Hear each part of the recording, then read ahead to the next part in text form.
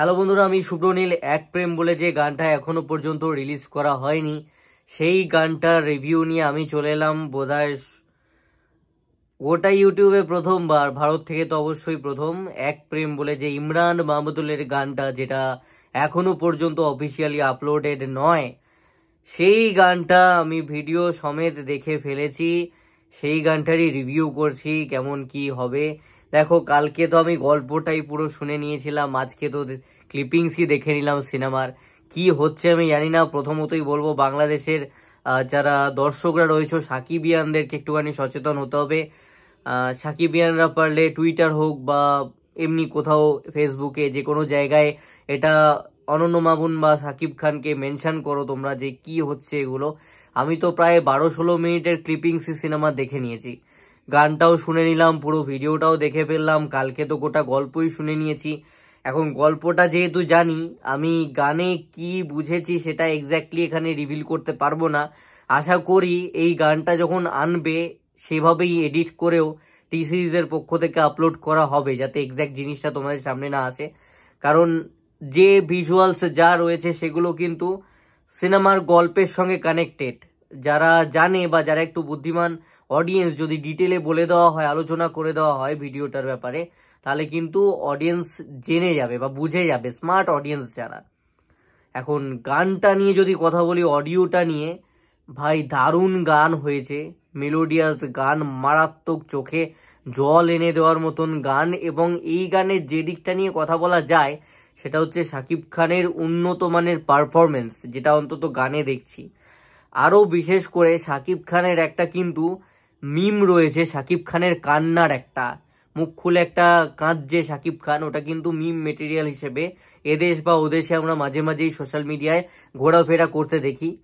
তো এখানে এই গানটা আমরা কাঁদতে দেখবো শাকিব খানকে, সেখানে আমরা অনেক উন্নত কান্নার এক্সপ্রেশন শাকিব খানের থেকে পাবো, অনেক উন্নত মানের এক্সপ্রেশন, অনেক আগের চেয়ে ডেভেলপড অ্যাক্টিং শাকিব খানের। কান্নার অভিনয়টা দেখেও বোঝা যাচ্ছে। আমি বলছি না মারাত্মক চোখে জলই এনে দিল, সেটা বলছি না, বাট স্টিল অনেক ইমপ্রুভড। উনি যে ধাপে ধাপে এগিয়েই চলেছেন, সেটা একটা, ওখানকার যে যখন উনি কাঁদছেন, বেশ কয়েকটা দৃশ্যে উনি কাঁদবেন, ওনাকে কাঁদতে দেখা যাবে।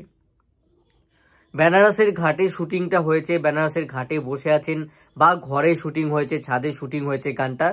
তো ঘরের যে সিনগুলো রয়েছে, সেটা বেসিক্যালি যেটুকু বলা যায়, বেশি না বললেও আমি যেটুকু বলতে পারবো তোমাদেরকে, হাজব্যান্ড ওয়াইফের পাস্ট এবং প্রেজেন্টের ফ্ল্যাশব্যাক মোমেন্টস কিছু দেখানো হচ্ছে এবং প্রেজেন্টটা দেখানো হচ্ছে আর কি। বেশি কিছু বললে আর কি রিভিল করা হয়ে যাবে, স্পয়লার হয়ে যাবে, তো সেটা করতে পারবো না, এটুকু বুঝে নাও। তো সেই ইমোশনগুলো পারফেক্টলি ওয়ার্ক করছে এবং কোথাও না কোথাও সেই সমস্ত কিন্তু গানটাকে আরো এক ধাপ উপরে নিয়ে যায়। শাকিব খানের expression, better expression, Sonal Chauhan just ফাটিয়ে দিয়েছে। সেটা আমার দেশের নায়িকা বলে বলছি না, বাদ বাকি পাবলিকও বলছে সেটা বলেও বলছি না, বাট এই গানটায় সত্যি সোনাল চৌহানকে আমার লাগলো যে উনি ভালো অ্যাক্টিং করেছেন, দুর্দান্ত।